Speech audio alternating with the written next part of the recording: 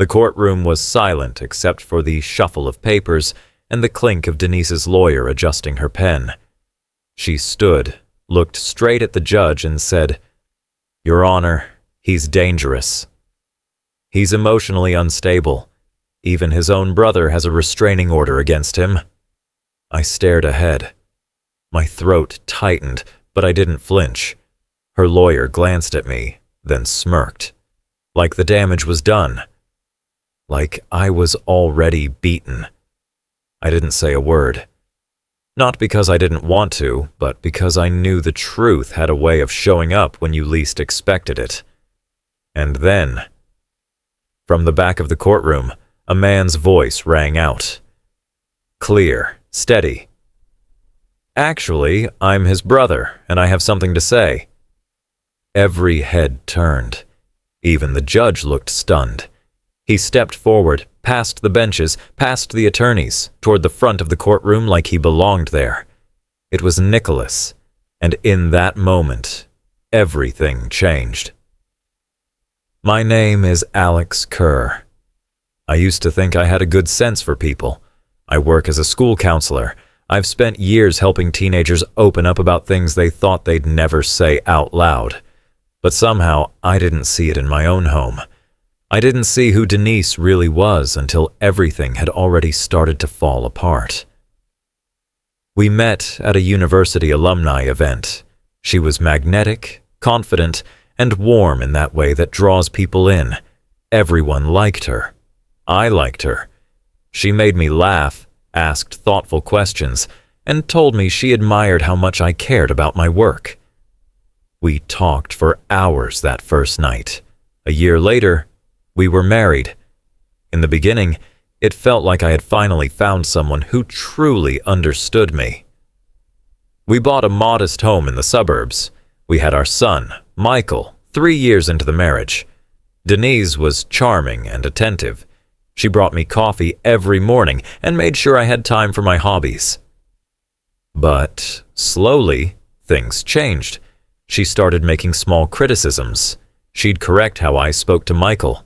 She'd raise an eyebrow when I talked about my day, as if my problems were silly or exaggerated. She didn't yell, not then. She didn't slam doors or break things. Instead, she made me feel like I was overreacting, like I was sensitive and forgetful, and not as smart as I thought. It was quiet manipulation, the kind that seeps in and makes you question whether you're the one doing something wrong. She began isolating me from the people who grounded me. She said my brother Nicholas was a bad influence, that he liked to stir up drama and create problems between us. She told me he'd said terrible things behind my back. I believed her. She'd show me messages, out-of-context screenshots that made Nicholas look cruel or jealous. I started pulling away from him. He tried to reach out, and I shut him down. I regret that more than anything. Michael was 5 when Denise really started to change. She wasn't just controlling anymore. She was cold. If I disagreed with her, she'd punish me with silence for days. If I cried, she'd call me dramatic.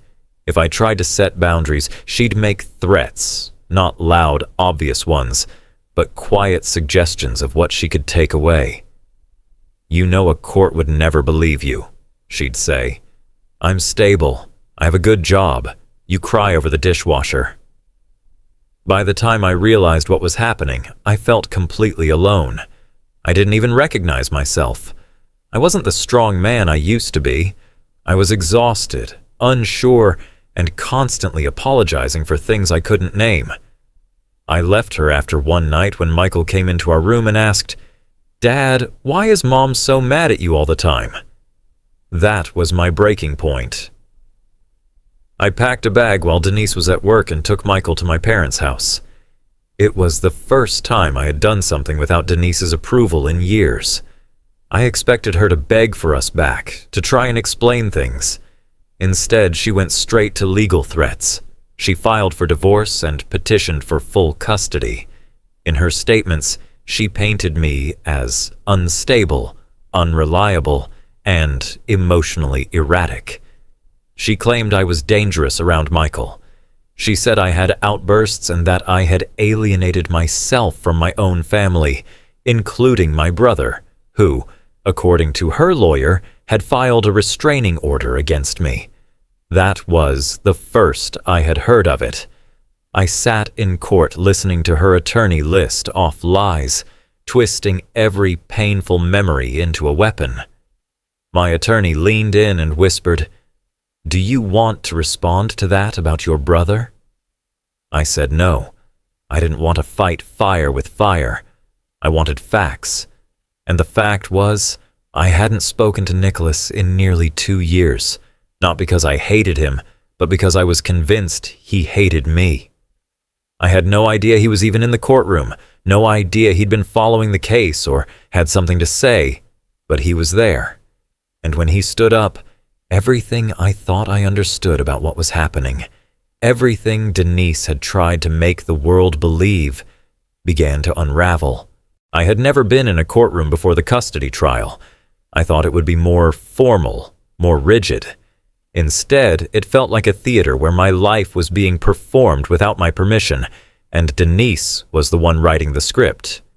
She walked in that day looking polished, in a stylish suit with perfect hair, calm expression. She even smiled at the bailiff. If you didn't know her, you'd think she was just a mother trying to do what was best for her child. That's what she wanted the judge to believe. That's what she had worked so hard to build, a version of herself that looked credible and safe, and a version of me that didn't.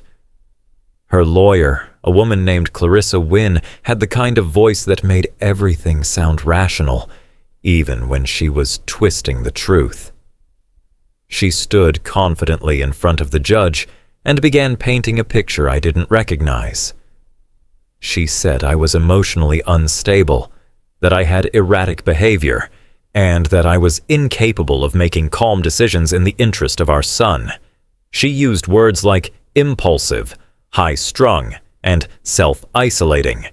She said I had a pattern of pushing away the people closest to me, and that this included my own family. Then came the moment that took the air out of the room.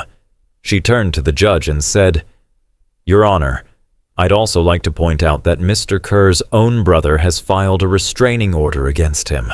That should give the court serious pause about his emotional fitness to parent."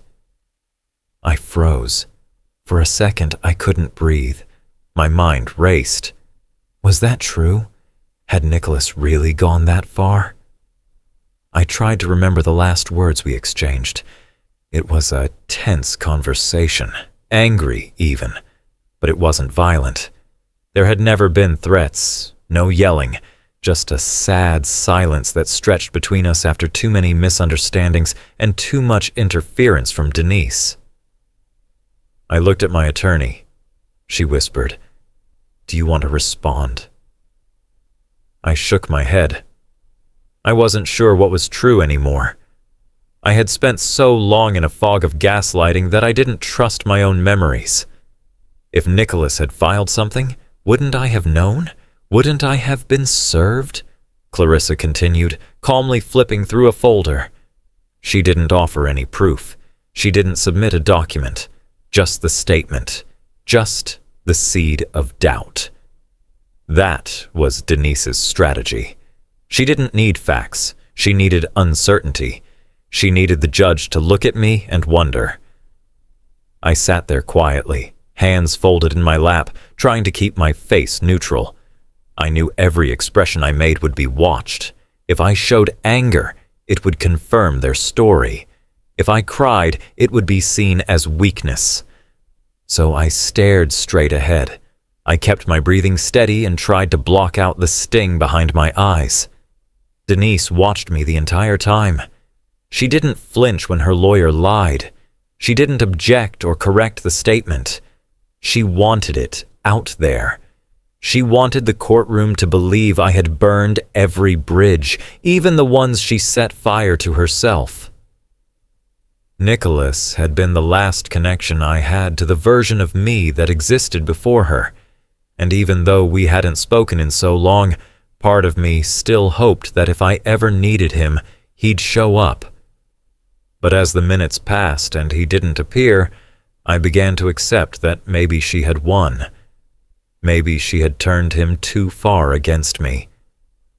The judge asked Clarissa if she had any documentation of the restraining order. She responded carefully. "We are working on obtaining the file, but based on credible information from Ms. Kane, we're confident in the assertion." My attorney objected, stating that no such document had been received, and until it was produced, it shouldn't be considered. The judge nodded, but made a note. And just like that, a lie had been spoken into the record. I kept thinking about Michael, about what he would think if he were old enough to understand what was happening. I wondered what he'd remember. Would he remember how hard I tried to keep things gentle and safe? Or would he grow up believing I was the version of me his mother had created? I sat in that courtroom, surrounded by strangers deciding my future, and I felt more alone than I ever had in my life. Until I heard the voice. "Actually, I'm his brother, and I have something to say." The moment Nicholas's voice rang out across the courtroom, it was like time cracked open. I hadn't heard him speak in 2 years, and yet I recognized his tone immediately, confident but trembling beneath it. The courtroom shifted, heads turned. The judge raised his eyebrows and leaned slightly forward. "Excuse me?" the judge said. "Who are you?" Nicholas stepped out from the back row. He wasn't dressed like someone who came to sit quietly. He wore a tailored navy blazer, his hair combed back. He looked strong. "I'm Nicholas Kerr. I'm Alex's brother." Clarissa Wynne looked up, startled. She whispered something to Denise, who instantly tensed. "I'm not on the witness list," Nicholas said, "but I believe I need to correct the record." The judge looked to the bailiff. "Escort him forward." Nicholas walked past the rows of seats and up to the front with a composure that made it feel like he belonged there. My heart pounded. I didn't know why he was there. I didn't know if he had come to help me or help her. I hadn't spoken to him since the week Denise accused me of being emotionally abusive and forwarded him my private texts. He never replied when I tried to reach out afterward. I thought he was gone for good. Nicholas turned to the judge. "There is no restraining order. I have never filed one against my brother. That is a lie." Clarissa stood quickly. "Your Honor, we were under the impression—" The judge held up his hand. "Let him speak." Nicholas looked at me, his eyes full of something I hadn't seen in years. Grief, maybe, or regret. 2 years ago, I stopped speaking to my brother. I believed things about him that I shouldn't have. I believed things because someone I trusted showed me messages, screenshots, and half-truths that painted him as manipulative. I see now that I was being used. The courtroom had fallen silent. Denise sat frozen, her expression unreadable. She didn't interrupt, but I could see her jaw tighten. Nicholas went on. Denise told me he was unstable, that he was harming Michael emotionally. She said he was isolating himself on purpose and that he was paranoid. She said all he did was tear people down. He paused. I believed her because she was calm and convincing, because she always had a version of the story that made sense, and I didn't realize I was just one more person she needed to isolate him from. The judge leaned back in his chair, listening intently. "I didn't file a restraining order," Nicholas said again firmly. "I would never do that. I cut contact because I was manipulated into thinking it was best for him. I was wrong." I felt my hands trembling. I hadn't realized how tightly I'd been gripping the arms of the chair. I could hardly breathe. For months I had been carrying the shame of being rejected by the one person who knew me better than anyone else. and now he was standing here, telling the truth, publicly, clearly. Nicholas turned to face me fully. "I'm sorry," he said. "I should have called. I should have asked you directly. I'm here now, and I want to help fix what I broke." The judge looked at Clarissa. "Counsel, would you like to explain why you submitted a claim without documentation?"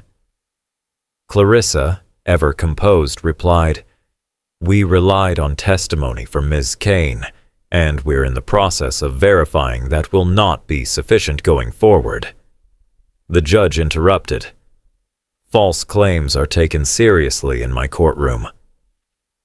Denise's face lost its usual composure. She glanced toward Nicholas with a flash of something I hadn't seen before. Panic. I realized in that moment how much of her power relied on silence, on isolation, and Nicholas had just shattered it in front of everyone.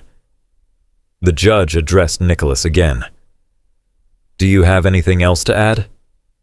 He nodded. "Just one thing. I want to go on record. I trust my brother. I believe he is a good father, and I regret ever making him feel otherwise.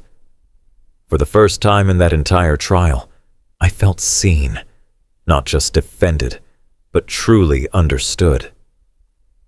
The truth had stepped into the room in the form of the person who once walked away from me, and he had chosen to come back. The moment Nicholas stood up, everything began to shift, not just in the courtroom, but inside me. I had been quiet. I had chosen not to defend myself that day because I didn't want to play the game Denise was playing. I had chosen stillness instead of desperation, and Nicholas filled the silence with truth. That was the moment I stopped feeling powerless. The judge sat quietly for a moment after Nicholas finished speaking. He looked down at his notes, then up at Denise. His voice was calm, but firmer than before. "Ms. Kane, did you personally tell your legal team that your ex-husband's brother had filed a restraining order?" Denise's composure cracked. She shifted in her seat, cleared her throat, and tried to answer smoothly. "That was my understanding at the time." "Was it a misunderstanding?" the judge asked, "or a deliberate misrepresentation?" She didn't respond. "I'm going to ask one more time," the judge said, his tone sharp. "Did you knowingly tell your legal team something false in an attempt to damage Mr. Kerr's credibility in a custody hearing?" She glanced at Clarissa. She gave her nothing. Denise exhaled through her nose, clearly trying to recalibrate. "I was under the impression that Nicholas had taken legal action in the past. I didn't mean to mislead the court." Nicholas stepped forward again. "Your Honor, I'd like to clarify something. Denise sent me emails during the early stages of the custody case. She hinted that if I didn't back up her claims, she would bring up private things about me and my partner. She wanted to control the narrative. When I didn't comply, she stopped contacting me." The courtroom seemed to shrink in that moment. The air grew thick with tension. For the first time, the spotlight was no longer on me. It was on her. My attorney rose. "We would like to request that all prior claims made by Ms. Kane and her legal counsel be re-evaluated for accuracy and intent." The judge nodded. "I will be issuing a formal inquiry into the statement submitted under Ms. Kane's name. Furthermore, we will proceed with testimony under the assumption that Mr. Kerr's credibility has been unfairly attacked without valid evidence." Denise didn't speak again for the rest of the hearing. She didn't need to. The damage had already been done. By her. To herself. When the judge called for a recess, I sat in my chair for a few seconds longer than necessary. I needed that pause. I needed to feel what was happening. Nicholas came to my side and knelt beside me. "I wanted to come sooner," he said. "I didn't know how to fix it. I let her turn me into a weapon, and I hate that I let that happen." I nodded. tears forming but not falling. "Thank you for being here." "I won't disappear again," he said. "You're not alone anymore." Later, when the court resumed, the judge addressed both sides with final remarks before issuing a temporary custody ruling. This court finds no basis to remove shared parental rights from Mr. Kerr. At this time, custody will remain joint with a third-party evaluator to monitor all exchanges between Ms. Kane and her son for the next 90 days. Final custody will be determined after full psychological and character evaluations are completed. I couldn't believe it. After months of fear, false accusations, and the slow unraveling of my confidence, I had been heard. The judge had seen through her. As I gathered my things, Michael's drawing slipped out of my folder, a little sketch he'd made of the three of us, me, him, and a small dog he hoped to get someday. I picked it up and held it in my hand, my heart steady for the first time in what felt like forever. Denise walked past me without making eye contact. For once, she didn't have a smirk, didn't try to say something subtle to undermine me. She just left. Nicholas waited at the exit. When we stepped outside into the sunlight, he walked beside me, silent but present. That meant everything. In the courtroom, it had been my name on the documents, my reputation on the line. But it wasn't just my story. It was every man who has ever been told he's too emotional. Every father who's been accused of being unstable because he stood up to control. Every brother who didn't know he was being played until it was almost too late. Nicholas's voice changed everything that day. He turned the tide not just in the courtroom, but in my heart. The version of me that Denise tried to erase stood up again, stronger, clearer, and no longer alone. After the hearing, I didn't cry right away. I thought I would, but I didn't. I think I was still holding my breath, waiting for something to go wrong, waiting for someone to tell me the relief I felt wasn't real. But it was. That night, I sat on the floor of Michael's room while he played with his toy cars.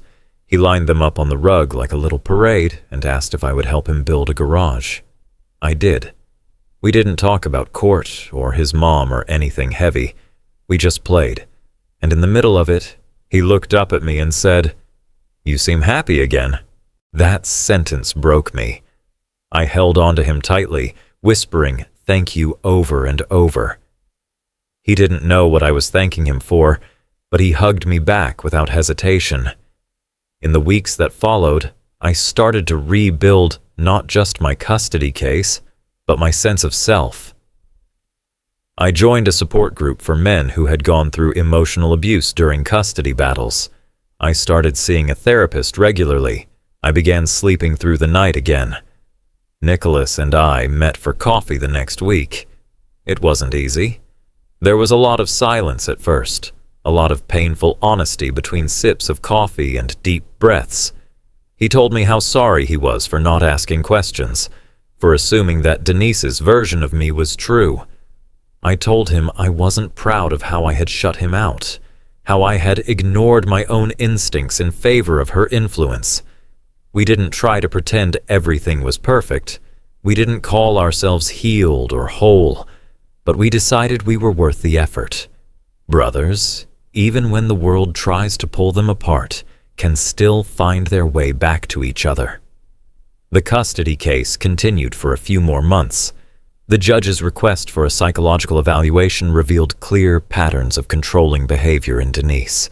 The evaluator's report confirmed what I had lived through. Slowly, piece by piece, the truth built its own record. Not just my words, but evidence. Eventually, I was awarded primary custody of Michael. Denise was granted supervised visitation, along with a court-ordered parenting class and mandatory counseling. I didn't feel triumphant. This wasn't about revenge or winning. It was about creating a life where my son could feel safe, where I could parent without fear, and where I could breathe without walking on eggshells. If you had told me a year earlier that I would be standing in court accused of being dangerous by the person who once promised to love me, I wouldn't have believed you. If you had told me my brother would be the one to pull the truth into the light, I might have laughed bitterly. But life surprises you in the moments you least expect. Here's what I've learned. Silence is not weakness. Choosing not to defend yourself in the moment doesn't mean you're surrendering. Sometimes it means you're waiting for the truth to walk in beside you. I didn't win that day in court because I shouted louder or fought harder. I won because I stood in who I was. I waited. I trusted that the lies would collapse under their own weight, and they did. If you're watching this and someone has tried to make you feel small, unworthy, or like your voice doesn't matter, I want you to know something. The truth does not need permission to be spoken. It only needs a moment. Sometimes that moment comes from someone else. Sometimes it comes from inside you. But it will come. I'm not just surviving anymore. I'm living. I'm raising my son with peace in our home. I'm rebuilding a relationship with the brother I thought I had lost. And I'm remembering who I was before someone tried to convince me I was someone else. That courtroom tried to decide who I was, but in the end, I decided for myself. Thank you for watching my story. If it spoke to you, if you've ever felt unheard, misjudged, or like someone tried to rewrite your truth, I want you to know you're not alone. Your voice matters. Your story matters. And sometimes the moment you choose to stay quiet is the most powerful thing you can do. If this video moved you, please like it, share it with someone who needs to hear it, and leave a comment below. I'd love to hear your story, your thoughts, or even just a simple, "I'm still standing," because that alone is enough. And if you haven't already, subscribe to the channel for more real stories about strength, healing, and rising again. Because there's more to come. Take care of yourself. And remember, your truth has value even when someone tries to silence it.